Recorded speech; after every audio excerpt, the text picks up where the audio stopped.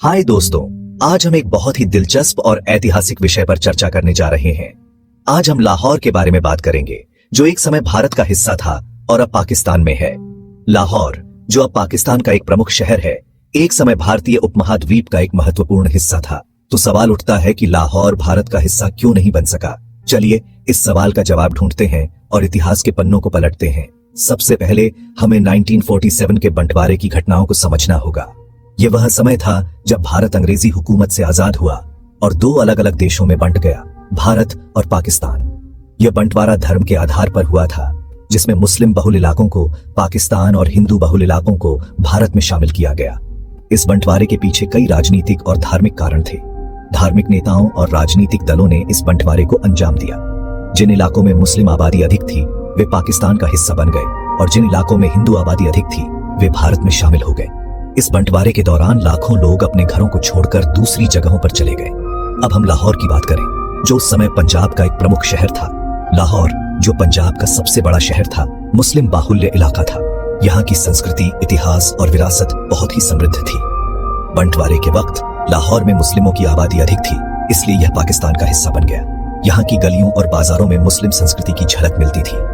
मुस्लिम league की मांग भी इसमें अहम भूमिका निभाई।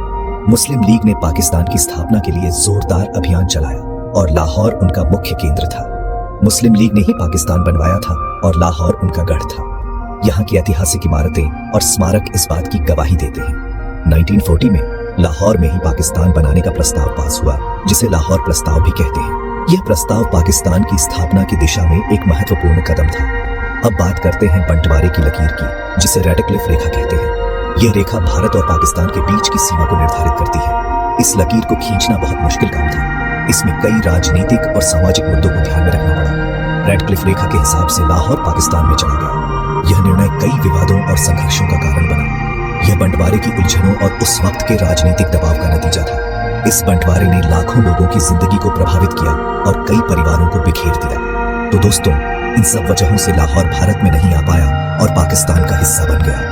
यह एक जटिल और दर्दनाक प्रक्रिया थी, जिसने इतिहास को हमेशा के लिए बदल दिया। इतिहास का यह अहम हिस्सा जानना बहुत जरूरी है, क्योंकि यह हमें हमारे अतीत की समझ और वर्तमान की चुनौतियों को समझने में मदद करता है। अगर आपको यह वीडियो पसंद आई तो कृपया इसे लाइक करें, शेयर करें और हमारे चैनल को सब्सक्राइब करें। इससे हमें और भी दिलचस्प वीडियो बनाने में मदद मिलेगी।